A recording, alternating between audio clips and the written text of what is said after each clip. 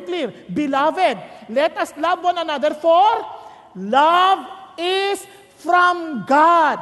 Saan galing ang pagmamahal? Sa Diyos. Ngayon sabi niya, everyone who loves is born of God and knows God. Lahat na nagmamahal, pinanganak yan sa Diyos at kilala ang Diyos. Pero, yung hindi nagmamahal, hindi kilala ang Diyos dahil ang Diyos ay pag-ibig. Kaya doon palang maintindihan nyo na kagad, oops, teka muna, bakit ganito? Bakit parang palaaway ako? Bakit palang magkagalitin ako? Kahit sa bahay, pansin nyo, minsan yung mga magulang, they're very strong on their children. And, kaya mali ka, hindi mo naintindihan. Hindi yan mas mabuti. Yan ay sa matimonyo. Teka muna, if you want to teach the righteousness of God, ano sabi ng Bible? The anger of man does not achieve the righteousness of God. Hindi nadadaan sa galit kasi ang kapangyarihan nasa pagmamahal. Naintindihan po natin.